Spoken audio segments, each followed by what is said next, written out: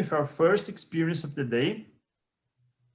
A member that represents two amazing properties in Belize, Matachica and Gaia Riverlodge. I invite here on our virtual stage, Daniel Leiter, founder of Matachica and Gaia. Daniel will tell us how a divorce and a holiday trip to Belize became the beginning of an inspiring entrepreneurial journey. Daniel, welcome. Good morning, everyone, or good afternoon, depending on where you are. So let's get to it. I don't have much time, so let's get to what happened to me.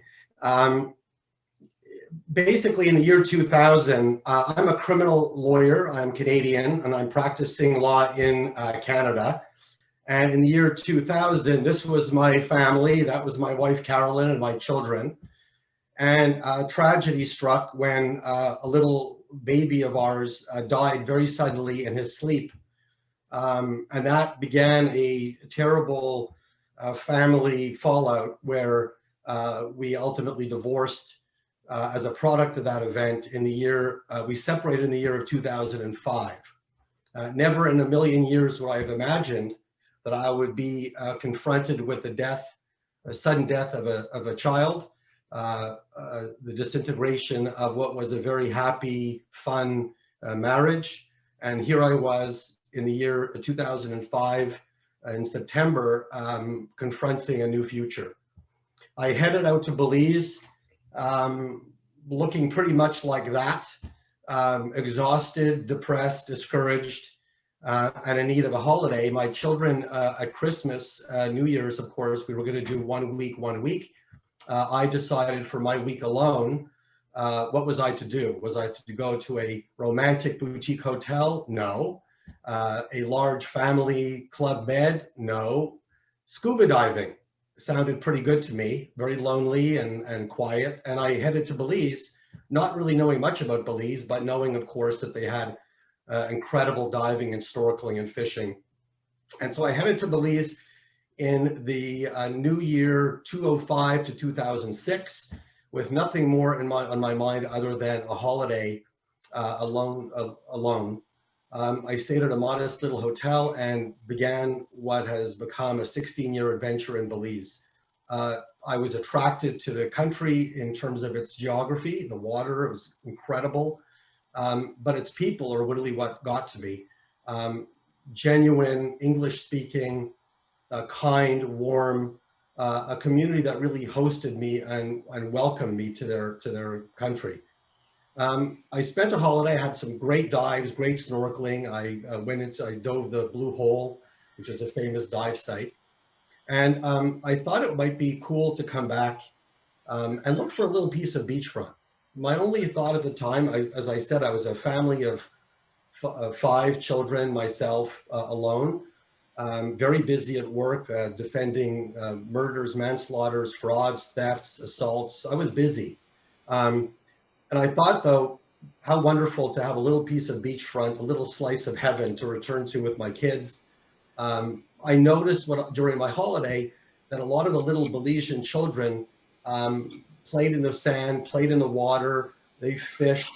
It was really nice because the locals really interacted with tourists. And I thought that was really inspiring. And I thought my children could benefit from learning about third world cultures and languages. And I had a fantasy, I suppose, to buy a small stretch of beach and then a house.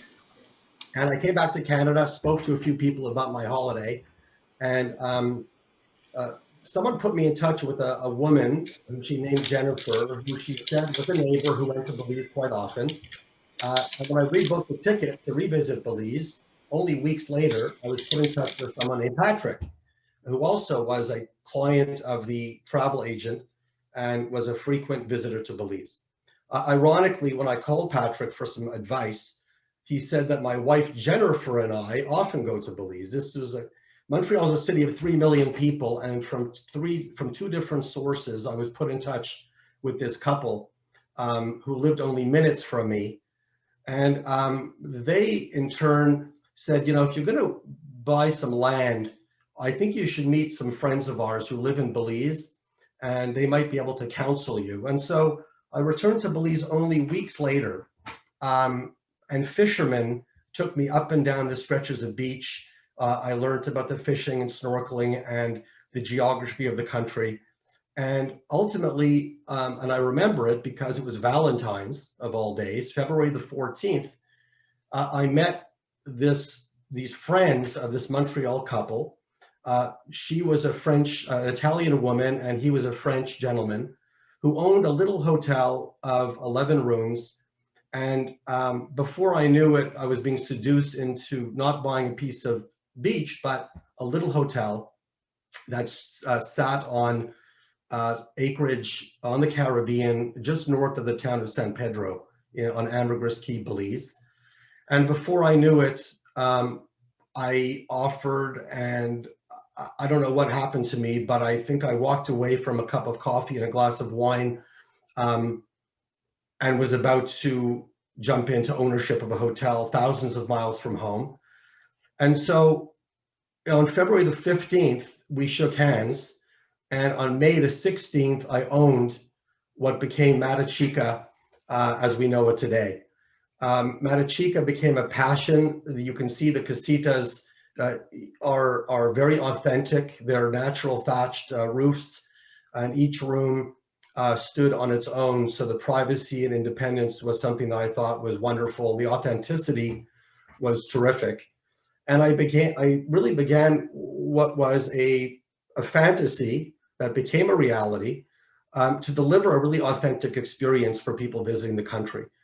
Belize is small.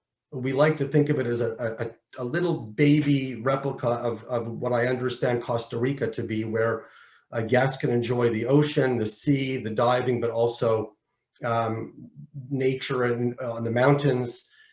We have Mayan ruins, we have caves, we have canoeing and hiking, a lot of really wonderful adventures, in addition to what Belize is famous for, being the sea.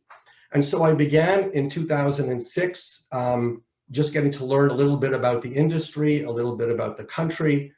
And then I jumped in a couple of years later by building my first 2 additional casitas. A year later, I built this pool and 8 more casitas. A year after that, I built 4 more casitas, and continued to expand until 2012, where I thought, wow, this is great, but it's just, I'm limiting myself to the water. And I knew the country had so much more to offer. And I just struck luck. And one day I was up in the mountain pine ridge on the rainforest of Belize and came upon this little beautiful jewel of a property sitting on a river with its own waterfalls. And I said, I just have to do this. I thought it was a beautiful marriage between the two. And I got what I renamed, it existed. It was called the Five Sisters Lodge, named after the Five Sisters waterfalls that it sits on. And I bought it and began to renovate, to expand. I didn't expand the number of rooms, but I just renovated the rooms, and sustaining its authenticity, built a beautiful central lodge, again, marrying the natural stone from the river and the quarries, with the thatch, and of course the famous Belizean wood. There might be a shot of the lodge itself. And so that, again, was part of the journey to deliver to guests what I think is the right Belizean experience, which is to marry the two. Too many people understand Belize as a water-only country. That's really not true at all. And they're missing almost more by limiting themselves to the beach. I've come to understand a lot of people think of Belize or just want a hammock and the sea, but most people who visit Gaia come away with it actually feeling that they almost prefer it. A beach you can get in many, many different places, but the unique experience of the rainforest and living in the rainforest, in the broadleaf forest, is unbelievable. And so my journey really went from criminal law, father of 5, depressed, discouraged, and without much hope, to these properties that were inspirational and offered me the opportunity to become so close with so many people. My staff grew from 25 originally to now close to 100 between the two properties. The ability to change people's lives during COVID, and even before and after, to introduce the way that I think people should be treated. It's quite remarkable how poorly so many of these people are treated, and their work ethic and their genuine hospitality deserve better. And so much of my journey there was to really better the lives of the 100 people who work for me. It was nice to know that if you start small and just focus on those that you can touch, that's good enough. I can't, I recognize I can't change the universe, but I can change 100 people's lives. And I've worked really hard and have taken that away, is probably my greatest takeaway, that if I left Belize tomorrow, I really feel that I've been able to teach and inspire and been inspired by these people. They are incredible people, warm and welcoming. And you can see during COVID, Gaia has its own organic garden. And I was able to have my Gaia crew grow and harvest fruits and vegetables that we were then able to send to my team on the island, who had much less opportunity to find fruits and vegetables. They were, I wouldn't say they were starving, but pretty close. And so we were able to ship fruits and vegetables from Gaia with the help of my Gaia team over to my Matachica team, which was wonderful to get my teams to work together and to help each other. The Gaia team was suffering too, but they had access to food, and they were able to use my facility and with a little bit of help from me back home to get the transportation done. So we came through COVID pretty well. It was very, very challenging, as it has been for everyone.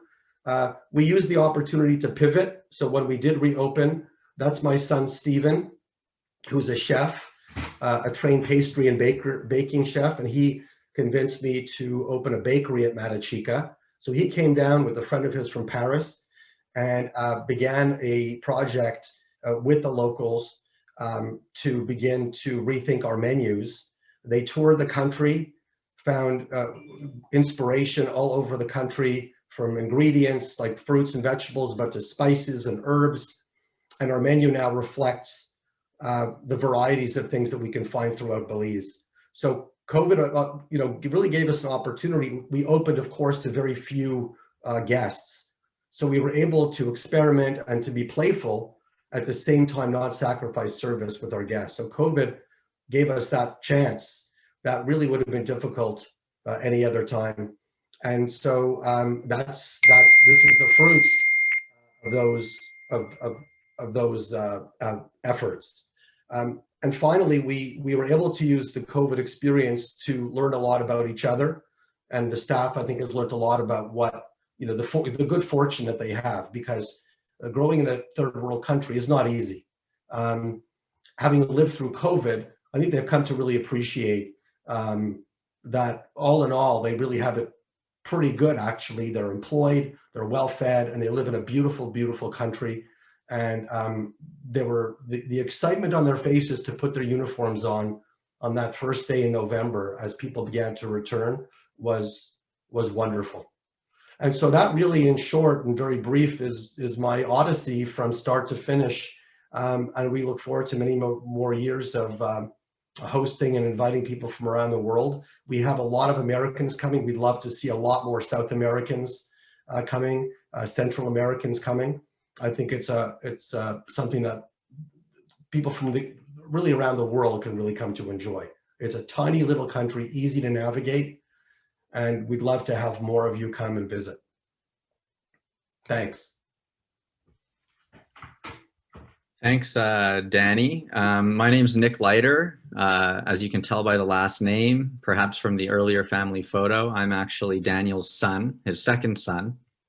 And I've heard that story before. I've lived the experience, but I'm extremely proud of what my dad has done. And it's been a real honor, and I'm very grateful to have worked with him for the past 2 years or so since graduating college on the hotel project. Can't imagine going through COVID with anyone else. And I know that Belize is relatively new to the remote community. It's our first year with you all. We're super thrilled to be a part of it, but I wanted to take the last few minutes that we had to introduce Belize from my perspective, both from a work perspective, but obviously in keeping with the virtual experience, more from the travel perspective and the perspective I've had traveling the country and seeing it grow. So I guess I won't dwell too much here. This is just an aerial shot of Matachica. I was going to highlight again the individual structures and the pivot that we made to private by nature, which we think it's a double entendre between private by design, by the fact that these are individual structures, but also private by nature. It's directly on the Caribbean Sea. You can't see it in this frame, but literally 200 yards out is the second largest barrier reef, which is where a lot of the marine activities are based.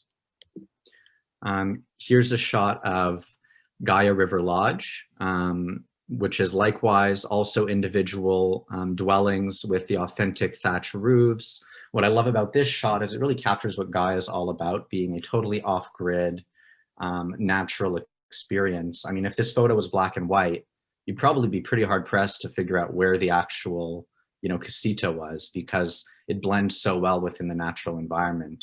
And in fact, the windows are only mesh to keep out the critters. There's no glass, panels to cut out any of the sound. So when you're in your room after a day of activities or relaxing in your room reading a book, you're listening to live time, the soothing sounds of the waterfalls, the winds rustling the leaves, and the birds chirping. It's also a very popular place for birds. So there's plenty of birds and birding activities to do there. I also wanted to talk about Belize more broadly, of course. So the first thing to note, and some people may or may not know this, Belize is actually an English-speaking country. It's the only English-speaking country in Central America. So it's sort of a housekeeping fact it's good to know if your consumers are non-native, English speakers, but have a working knowledge of English.